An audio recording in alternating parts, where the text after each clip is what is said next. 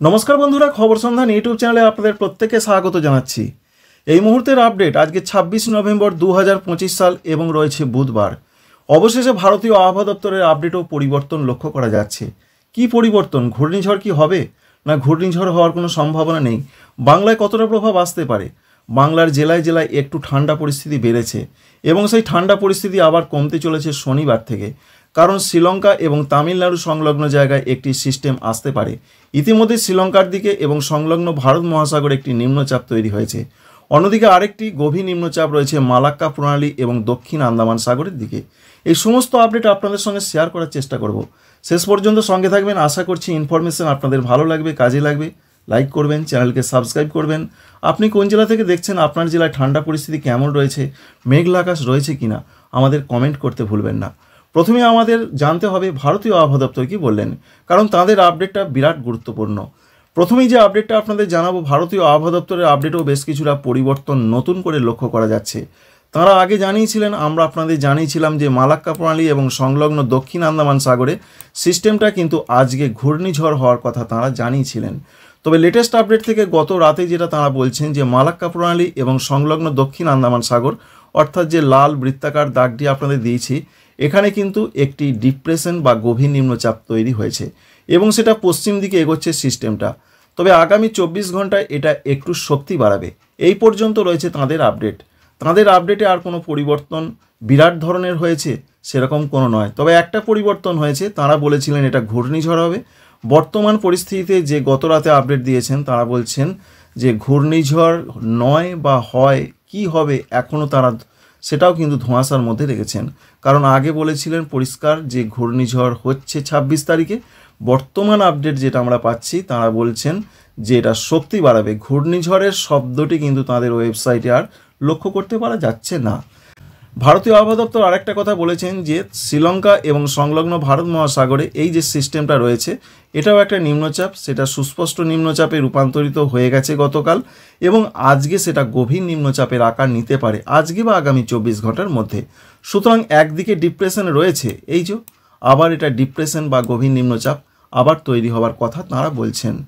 এবার তাঁরা বলছেন এই যে সিস্টেমটা, শ্রীলঙ্কা সংলগ্ন সিস্টেমটা, সেটা উত্তর এবং উত্তর পশ্চিম দিকে এগোবে, অর্থাৎ দক্ষিণ অন্ধ্রপ্রদেশ এবং উত্তর তামিলনাড়ুর দিকে এগোনোর কথাই কিন্তু তাঁরা পরিষ্কার করে জানিয়েছেন।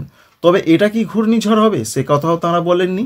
আর এটা তো আপনাদের আগেই বললাম যে তাঁরা বলেছিলেন ঘূর্ণিঝড় হবে। বর্তমান আপডেটে ঘূর্ণিঝড় শব্দটি কিন্তু লেখা নেই, শুধু বলা হয়েছে এটা শক্তি বাড়াবে। সুতরাং আবহাওয়া দপ্তরের আপডেট থেকেও একটা ধোঁয়াশা কিন্তু পাচ্ছি আমরা যে ঘূর্ণিঝড় হবে কি হবে না। তো চলুন এবার আমরা দুটো মডেল থেকে আপনাদের দেখানোর চেষ্টা করব কি কি দেখা যাচ্ছে, কারণ আবহাওয়া দপ্তরের যে আপডেট আপনাদের পরিষ্কার করে জানিয়ে দিলাম। যেটা আমরা লক্ষ্য করতে পারছি আজকের দিকে নিম্নচাপ কিন্তু শক্তি বাড়াচ্ছে। বিশেষ করে আমরা দেখতে পাচ্ছি ভারত মহাসাগর সংলগ্ন শ্রীলঙ্কা সংলগ্ন যে নিম্নচাপ, সেটা গভীর নিম্নচাপের আকারে পরিণত হবে আজকে বিকাল থেকে রাতের মধ্যে। অন্যদিকে মালাক্কা প্রণালী এবং দক্ষিণ আন্দামান সাগরের সিস্টেম সম্পর্কে যে আপডেট পাচ্ছি, সেটা একটু শক্তি বাড়াচ্ছে, কিন্তু আজকে রাতের পর থেকে সেটা শক্তি হারাতে থাকবে। আগামীকাল 27 তারিখের যে আপডেট আমরা পাচ্ছি, তাতে আমরা দেখতে পাচ্ছি মালাক্কা প্রণালী এবং সংলগ্ন জায়গার সিস্টেমটা বিরাট কোনো অগ্রগতি ঘটাচ্ছে না। সেই একই জায়গায় একটুখানি এগিয়ে আসছে, কিন্তু বিরাট কোনো যে তার ফর্মে চেঞ্জ হয়ে যাচ্ছে সেরকম কোনো কিছু দেখতে পাচ্ছি না। গভীর নিম্নচাপ আকারই রয়েছে, আবার কোথাও কোথাও দেখা যাচ্ছে যে একটা সাধারণ নিম্নচাপ। যাই হোক, শ্রীলঙ্কা সংলগ্ন জায়গার যে নিম্নচাপটা, সেটা কিন্তু প্রচণ্ড শক্তি বাড়ানোর সম্ভাবনা রয়েছে। অতি গভীর নিম্নচাপে রূপান্তরিত হতে পারে 27 নভেম্বর তারিখের দিকে, অর্থাৎ ডিপ ডিপ্রেশন। 28 তারিখ শুক্রবারে কি আপডেট পাচ্ছি? শুক্রবারে যে আপডেট পাচ্ছি আমরা, দক্ষিণ আন্দামান সাগরে যে সিস্টেমটা, সেটা শক্তি হারিয়ে ফেলছে, একটা নিম্নচাপে পরিণত হতে পারে। কিন্তু শ্রীলঙ্কা সংলগ্ন জায়গার সিস্টেমটা শক্তি বাড়াচ্ছে এবং অতি গভীর নিম্নচাপ থেকে ঘূর্ণিঝড় হওয়ার মুহূর্তে দাঁড়িয়ে রয়েছে সিস্টেমটা। 29 তারিখের দিকে যা পূর্বাভাস আমরা পাচ্ছি, 29 তারিখে একটি ঘূর্ণিঝড় তৈরি হতে পারে বঙ্গোপসাগরে। তো যাই হোক, এটা আমরা লক্ষ্য করতে পারছি যে জিএফএস আমরা প্রথমেই দেখছি। তো জিএফএস মডেল কিন্তু দেখাচ্ছে যে একটি ঘূর্ণিঝড় তৈরির সম্ভাবনা রয়েছে 29 তারিখে। সেটা রয়েছে দক্ষিণ ভারত এবং শ্রীলঙ্কা সংলগ্ন জায়গার দিকে বঙ্গোপসাগরে। এবং 30 তারিখের দিকের যা পূর্বাভাস, ঘূর্ণিঝড়টি আস্তে আস্তে উত্তর এবং স্লাইড পশ্চিম, অর্থাৎ উত্তর এবং উত্তর পশ্চিম দিকে এগোচ্ছে। এবং ডিসেম্বরের 1 তারিখের যা খবর আমরা পাচ্ছি, তাতে সেটা কিন্তু শক্তি বাড়িয়ে চলেছে, তবে সেটা উপকূলে ঢুকছে না, একটু উত্তর পূর্ব দিকে বাঁক নিতে পারে। এবং তারপর 2 বা 3 তারিখের দিকে সেটা শক্তি হারিয়ে ফেলছে, অর্থাৎ সাগরেই সেটা ঘূর্ণিঝড়টা আবার শক্তি হারিয়ে অতি গভীর নিম্নচাপে পরিণত হচ্ছে। 4 তারিখের দিকে যা পূর্বাভাস আমরা পাচ্ছি সেই একই সিচুয়েশনে রয়েছে সাগরের দিকে, অর্থাৎ বঙ্গোপসাগর, অর্থাৎ দক্ষিণ পশ্চিম বঙ্গোপসাগরের দিকে। এবং 5 তারিখের পর সেটা আবার দেখছি আমরা এগিয়ে আসছে তামিলনাড়ুর দিকে এবং সেটার শক্তি হারিয়ে ফেলছে। এই রয়েছে জিএফএস মডেলের আপডেট। এখান থেকে বৃষ্টির সম্ভাবনা কতটা সেটাও আমরা দেখার চেষ্টা করব। 7 তারিখের দিকে সিস্টেমটা পুরোপুরি না হলেও বেশ কিছুটা শক্তি হারিয়ে ফেলছে, 8 তারিখের দিকে পুরোপুরি শক্তি হারিয়ে ফেলছে। বৃষ্টির সম্ভাবনা কতটা সেটা জানতে হবে। বৃষ্টির ক্ষেত্রে যে আপডেট আমরা লক্ষ্য করতে পারছি, বৃষ্টিটা সব থেকে বেশি হবে তামিলনাড়ু, পুদুচেরি, করাইকল, চেন্নাই, নেল্লোর এই সমস্ত জায়গাতে। বাংলার ক্ষেত্রে এর বৃষ্টির সম্ভাবনা নেই বললেই চলে। 30 তারিখের দিকেও দক্ষিণ ভারতে বৃষ্টি হতে পারে। 1 তারিখ, 2 তারিখ, 3 তারিখও দক্ষিণ ভারতের জায়গাগুলোতে, উপকূলবর্তী জায়গাগুলোতে বৃষ্টি হতে পারে। 4 তারিখ, 5 তারিখ, 6 তারিখ এবং 7 তারিখ পর্যন্ত যেটা আমরা দেখতে পাচ্ছি, বৃষ্টিটা হালকা ধরনের আসতে পারে উড়িষ্যা পর্যন্ত। পশ্চিমবঙ্গের দিকে বৃষ্টির সম্ভাবনা নেই, তবে উপকূলবর্তী জায়গায় খুব হালকা বৃষ্টি হতে পারে, বিশেষ করে 24 পরগনা, মেদিনীপুর, বাংলাদেশের খুলনা, বরিশাল, চট্টগ্রাম, ভারতবর্ষের মিজোরাম, এখানে বৃষ্টি আসার সম্ভাবনা তৈরি হতে পারে। তবে নেই বললেই চলে, এটা আমরা দেখতে পাচ্ছি বিশেষ করে ডিসেম্বরের ফার্স্ট উইকে। এবার আমরা দেখার চেষ্টা করব ECMWF সেই মডেল কি দেখাচ্ছে, তাহলে আরও জিনিসটা ক্লিয়ার হবে। ECMWF মডেলে আমরা চলে গেলাম, আমরা বায়ু মোডে চলে যাব। বায়ু মোড থেকে দেখার চেষ্টা করব যে সিস্টেমের আপডেট আমরা কি পাচ্ছি। তো সিস্টেমের যে আপডেট আমরা পাচ্ছি সেই একই রকম। দক্ষিণ আন্দামান সাগরের সিস্টেমটা ডিপ্রেশনের মতন দেখতে পাচ্ছি আমরা, এবং শ্রীলঙ্কা সংলগ্ন জায়গার সিস্টেমটাও ভালো রকম শক্তিশালী রয়েছে। এটা আজকের আপডেট। আগামীকাল যেটা হতে পারে, আগামীকাল দেখতে পাচ্ছি আমরা যে শ্রীলঙ্কা সংলগ্ন জায়গার সিস্টেমটা শক্তি বাড়াচ্ছে এবং সেটা গভীর নিম্নচাপে রূপান্তরিত হতে পারে আগামীকাল 27 তারিখের দিকে। কিন্তু যেটা দেখা যাচ্ছে, মালাক্কা প্রণালী এবং দক্ষিণ আন্দামান সাগরের সিস্টেমটা শক্তি হারিয়ে ফেলছে। 28 তারিখের দিকের যা পূর্বাভাস আমরা পাচ্ছি, মালাক্কা প্রণালী এবং দক্ষিণ আন্দামান সাগরের সিস্টেমটা, যেটা আবহাওয়া দপ্তর জানিয়েছিলেন একটি ঘূর্ণিঝড় হতে পারে, সেটা শক্তি হারিয়ে ফেলল। কিন্তু শ্রীলঙ্কা সংলগ্ন জায়গার সিস্টেমটা শক্তি হারাচ্ছে না, সেটা কিন্তু বেশ অস্তিত্ব বজায় রেখেছে। 29 তারিখের দিকের যা পূর্বাভাস আমরা দেখতে পাচ্ছি, একটি ঘূর্ণিঝড় তৈরি হওয়ার মতন সিচুয়েশন কিন্তু লক্ষ্য করতে পারছি আমরা। তো সেখান থেকে আমরা দেখতে পাচ্ছি এটা একটা ঘূর্ণিঝড় তৈরি হতে পারে।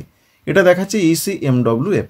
সুতরাং দুই মডেল, তাদের যে একটা সাদৃশ্য রয়েছে বা মিল রয়েছে, সেই মিলটা রয়েছে শ্রীলঙ্কা এবং ভারত মহাসাগর সংলগ্ন জায়গার নিম্নচাপটাই ঘূর্ণিঝড়ে রূপান্তরিত হতে পারে 29 নভেম্বর তারিখ শনিবারের দিকে। এবার কোথায় যাবে? আগে আমরা তো দেখলাম যে আঘাত হানছে না, সেটা উত্তর পূর্ব দিকে একটু সরে গেল, গিয়ে সেখানে নিঃশেষ হয়ে গেল, আবার পরবর্তী ক্ষেত্রে একটু তামিলনাড়ুর দিকে সরে এলো। তো 30 তারিখের দিকের যা পূর্বাভাস আমরা পাচ্ছি, এখান থেকে যেটা দেখতে পাচ্ছি, এখানে কিছুটা টাচ করছে এমনটা দেখাচ্ছে তামিলনাড়ুর দিকে এবং সেটা শক্তি হারাচ্ছে। ডিসেম্বরের 1 তারিখের দিকে সেটা শক্তি অনেকটা হারিয়ে ফেলছে, নিম্নচাপে রূপান্তরিত হবে। 2 তারিখে পুরোপুরি নিঃশেষ হয়ে যাচ্ছে সেনিয়ার ঘূর্ণিঝড়। সুতরাং 29 তারিখের যে আপডেট আমরা পেলাম, দুটো মডেলই দেখাচ্ছে একটি ঘূর্ণিঝড় তৈরি হতে পারে। সেই ঘূর্ণিঝড় তৈরি হওয়ার সম্ভাবনা রয়েছে দক্ষিণ পশ্চিম বঙ্গোপসাগর এবং সংলগ্ন তামিলনাড়ু উপকূলের দিকে। এই জায়গাতে একটা ঘূর্ণিঝড় কিন্তু তৈরি হতে পারে। তবে কোথায় আঘাত হানবে, কোথায় আঘাত হানবে না, সেটা আমরা দেখলাম। যেটা আমরা দেখলাম যে আগের মডেলটা দেখালো যে আঘাত হানছে না, আর এই মডেল যেটা দেখাচ্ছে খানিকটা উপকূলে প্রভাব বিস্তার করছে বটে, তবে সম্পূর্ণভাবে ঢুকে চলে যাচ্ছে এমনটাও দেখা যাচ্ছে না। উপকূলবর্তী জায়গায় তার প্রভাবটা থাকবে। এই মডেল অর্থাৎ আমরা ECMWF মডেল দেখছি, এখান থেকে বৃষ্টির সম্ভাবনা কতটা? বৃষ্টিটা প্রচণ্ড আকারে হতে পারে দক্ষিণ ভারতের দিকে। চেন্নাই, নেল্লোর, পুদুচেরি, করাইকল এই সমস্ত জায়গা ভাসবে। অবশ্যই দেখতে পাচ্ছেন প্রচণ্ড বৃষ্টির পূর্বাভাস। চেন্নাই প্রচণ্ড বৃষ্টি হতে পারে। বাংলার দিকে সেরকম কিছু আমরা এখনও পর্যন্ত দেখতে পাচ্ছি না।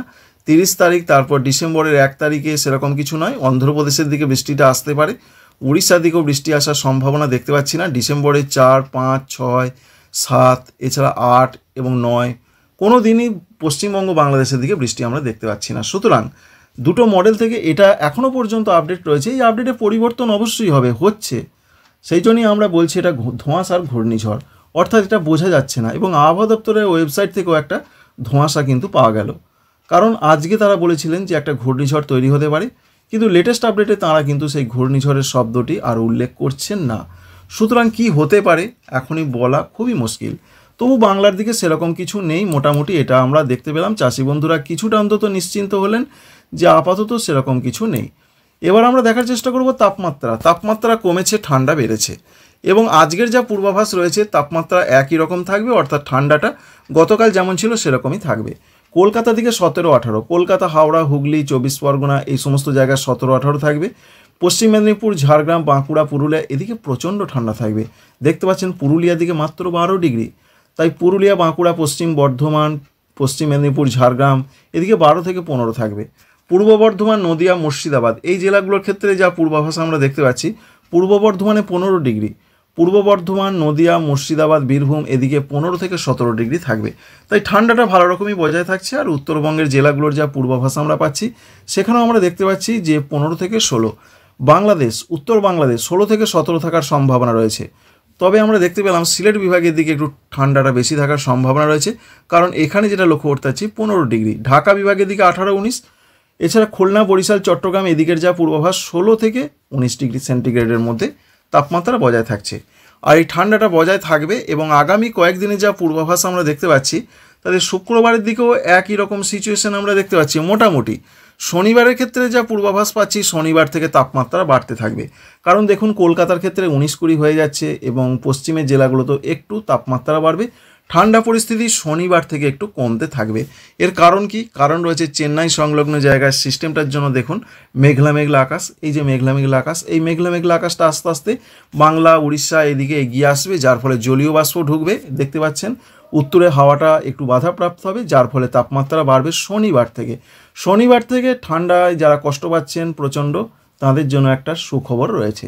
শনিবার, রবিবার, সোমবার যতদিন এরকম মেঘলা মেঘলা আকাশ থাকবে ততদিন কিন্তু ঠান্ডাটা অনেকটা কম থাকবে। আবার ডিসেম্বরের প্রথম সপ্তাহের দিকে বিশেষ করে 3 তারিখের পর আকাশটা পরিষ্কার হয়ে যাবে, উত্তরে হাওয়া শুরু হবে, যার ফলে আবার ঠান্ডার স্বমহিমায় বাংলায় বিরাজ করতে পারে। আশা করছি ইনফরমেশন আপনাদের ভালো লেগেছে, কাজে লেগেছে। Thank you friends, thank you for watching.